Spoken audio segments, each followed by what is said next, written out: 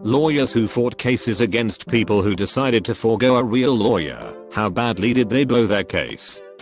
This American Life did an episode on self-representation. One of the people won by convincing a jury he was too incompetent to have committed the crime he was accused of. The first case I ever tried was a speeding case against a pro SE guy who took the stand and accidentally confessed to it. He also had a video which he tried to lay the foundation for 30 minutes before giving up. I saw a guy who had a couple DUIs in his past take a stab at it. He sat in on so much court and saw way more trials than I had before my first jury trial, but there really isn't a replacement for some of the stuff they teach in law school. He lost and was clearly floundering at points, despite having a well-polished open. I also saw a pro SE one time put up nothing, no open, no evidence, no real crosses or close and win. Not a lawyer, but a rental property manager who goes to court often for work. We don't end up in full-blown civil trials that often, but when we do it's usually against a defendant who is trying to represent themselves. The last 2 trials ended up with the judge giving the defendants 15-minute recesses so they could stop sobbing uncontrollably. Needless to say, those cases were blown in comical fashion. While I was studying law, I was observing at a local magistrate court. This guy who was representing himself turned to the other party and opened with, "So, we meet again." The other guy's was his next door neighbor. It was a hedge dispute. The judge postponed the case on the spot and ordered him to come back after he get a legal aid lawyer.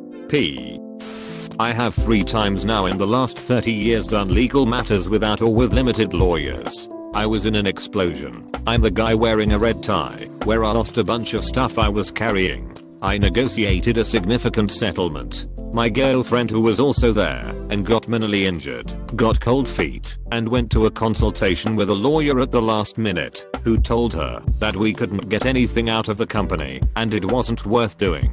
We got $9K out of it. My band went after Columbia Records for trademark violation. We went most of the way and then got a copyright lawyer at the end. Net result, the other band changed their name. Total cost to us, less than $1,000. I was being evicted by my landlord because my roommate was suing him. Same deal. I did most of the stuff till the end and then got a lawyer when we went to court. My landlord got savaged. I got $10K in free rent and paid $450 in legal fees, though the other lawsuit paid for some additional fees. The lawyer told me I could have delayed leaving for probably a year if I wanted to, but I felt this was a good time to leave. Take away, learn the material, negotiate and defend yourself, but also know when you need to call the lawyer, and don't hesitate to do that. Remember, all the good research you do on your own is research you don't have to pay some lawyer's paralegal to do again.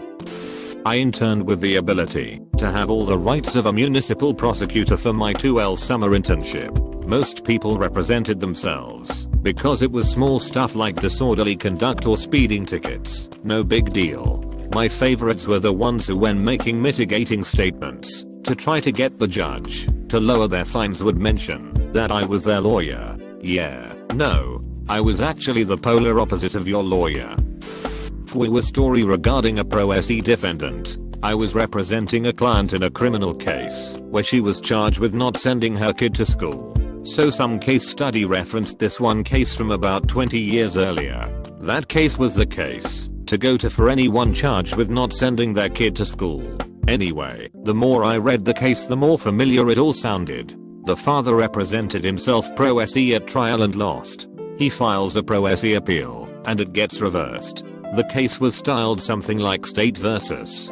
Davison, kept referring to the child that didn't go to school as DD. I put the timeline together and realized this kid was in my class in grade school. I knew him. He never attended school. The appellate decision wrote about the kid having health problems and constant nosebleeds. All sorts of things. But he didn't have any of that. He always attended the first day, Halloween, Christmas and the last day of school. Those were the days treats and candy were handed out. Any other day he was gone, and this went on for years. But in the 6th grade this kid was the guy to go to if you needed bike parts. I stopped by his house after school one day looking for some tube forks or something.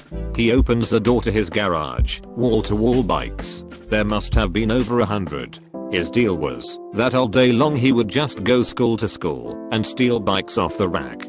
I think he eventually dropped out in the 8th grade, and I'm not sure how he even made it that far, except that his parents seemed very litigious, so maybe the schools didn't want to get on their bad side. My father was an ADA, assistant district attorney. He once prosecuted a DUI case where the defendant was acting as his own counsel. His main defense was, since he was a chronic alcoholic, his baseline blood alcohol content was already at least 0.5 all the time, so that needed to be subtracted from whatever the breathalyzer had read. Needless to say, he lost the case. Everyone here has a story about how bad they fail. I figure I should give a story of one that hasn't. My ex took her landlord to court. Her landlord was awful. She would come in for inspections without actually booking or notifying my ex. She was not cleaning or paying to have the black mold cleaned and removed, and basically just broke every rule. So my ex took her to court when her landlord tried to take her damage deposit for the removal of the mold as well as a pipe that burst, which she routinely told her landlord was an issue and could happen. So yeah, you can win, but just be smart about it. Save everything that might be useful. She had every email about the stuff saved, every call recorded. She had dated pictures of all the stuff she sent her landlord about the pipes and mold, and in the end, she won. Halfway through an unfair dismissal case, the employee apparently accepted that his dismissal was fair. For the first time in my career, I was speechless for about a minute. I thought carefully about what he said and what it meant. Should I rest my case on the spot, like in a courtroom drama? I'd always wanted to do that, and this could be my only chance. What he had actually said was I would have fired me too in those circumstances. I figured that technically, he had some wriggle room there. After all, he hadn't said that his hypothetical self-dismissal would have been fair. So I pretended like it was a glitch in the matrix and carried on. My son's mother was a chronic drug abuser and alcoholic. After seeing an empty beer can in her backseat when picking my son up from her one day, joint physical custody, I decided to ask a few questions. My son was 12 at the time, and though I know it's considered poor form to ask your child about the habits of the other parent, I wanted to know about her drinking habits with him being around. It turned out she would regularly drink and drive. When court came around, she thought she had me right where she wanted me. She delivered a summons to my lawyer herself, which nullifies the summons, because it has to be delivered by a third party. During discovery, we requested her cell phone records, Facebook password, smartphone records, think pictures, etc. Although it's slightly embarrassing to admit how much I enjoyed watching her squirm after she asked a line of questioning, it was great to have my lawyer tell the judge she had no questions to ask my ex-girlfriend. You could see the shock and horror on her face at the instant realization that she did so poorly herself that the lawyer didn't need to ask anything. Bonus moment. My son's mother asked if I was the one that called social services on her 6 times. My response was genuine. From the stand I shouted Jesus Christ 6 times. I only knew about twice. But no, I've never called them. I know 2 people called them on her, but I never did. Not a lawyer, but I've had some wins and losses. Managed to successfully defend myself against speeding, but unfortunately lost against not filing the paperwork, which ironically has a larger penalty than the actual speeding offense. We'll call this one a tactical loss. Unfortunately, I realized after the hearing that I could have actually come out of this with at least a financial win by adopting an alternative argument about costs. I had some financial difficulties about 10 years ago. Opposite side filed bankruptcy proceedings against me for about $200K. I proved that they couldn't get their money due to a UK House of Lords decision and forced them to settle for $40K, converted from UK amounts. Even better, the $40K was to be paid over 6 years, interest free. Judge who signed off the deal said he was astounded by what I'd managed to pull off. At the same time, I nearly lost my house due to difficulty making the mortgage payments. Successfully prevented 3 separate attempts at repossession, so wins here too. This was by showing there was a reasonable prospect I could pay back the arrears, which I did later. If they can lawfully do so, UK judges will bend over backwards to protect the little guy if you show you're trying to be reasonable and not a complete ass. In family law it happens so often that the court is a bit more forgiving, overlooking some of the stricter rules of evidence and allowing opposing parties to speak freely and explain points raised by the other side, even though it isn't their turn. This being said, we are always getting shittily written letters directly from the other side. In law, if you're represented by a lawyer, you can't directly communicate with the other side. It has to be through your lawyer. Obviously, if you represent yourself, you communicate directly. Not that this law stops tards in family law, represented or not, calling us directly to abuse and taunt us, which serves nothing but to cause us to shake our heads at the idiots, and then call their lawyer to complain, which hurts their case and can lead to sanctions being placed in a hole. So, letters from people directly, always misspelt and cringy. I find if it's a guy, they just write from the heart and lay out what they want or are after, often pretty defeated. If it's a woman, they regurgitate every bit of shitty advice from the internet and mothers groups, leading to total diarrhea on a page with legal buzzwords thrown about without the right meaning or context. Everything is in Charlie-esque bird law lawyerese. Hereforoth and unto we the undersigned verily plead that you cease intercourse post haste. Through reading you can practically see the shit-eating grin on their faces when they sent it, thinking they showed us and beat us at our own game. They also tend to copy our letters verbatim with structure and layout, just with the roles reversed. You have to call them and try to explain to them how they are totally wrong and none of this makes sense, which never goes down well, as not only are they extremely hostile, they think we are just trying to screw them and lie. This transfers to the courtroom. All the not done movie tropes are there, the walking around, the aggressive, attacking questions, not to mention the sexy streetwalker approximation of formal court dress. They use shit evidence like text messages they made themselves, terribly photoshopped printouts of Facebook conversations and printouts from websites of law summaries and forum discussions that prove their point. And they yell out shit. It's all very embarrassing. Even lawyers don't represent themselves, even when they know what they are doing. Get representation, and even if you do represent yourself, don't pretend to know what you're doing. I'm a cop and I sometimes get cross-examined by people acting as their own attorney in municipal court. I once arrested this guy for being drunk in public to the point of being a danger to himself, and he decided to fight it. The city attorney questioned me and asked if I recognized the accused. I said I did, and pointed out the guy that was sitting in the defendant's chair. I will call him Mr. Smith. We went through my testimony for the city about what I saw and so on. Then it became time for Mr. Smith to question me.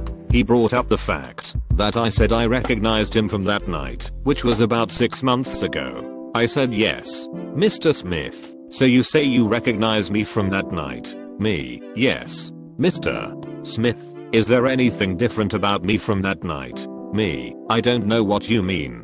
Mr. Smith, so you are saying that I look exactly the same as that night? Is that what you are saying here in court under oath? Me, well, you aren't drunk right now. You are wearing a shirt now, and you don't look like you have urinated on yourself. Mr. Smith. No further questions. He ended up stating in his closing arguments that while he doesn't dispute that he is in fact Mr. Smith, he thinks I don't remember the case because he had a car wreck a few days after the arrest and now has a scar on his face that I didn't notice. Since I didn't notice that, I can't be telling the truth about the incident. Guilty.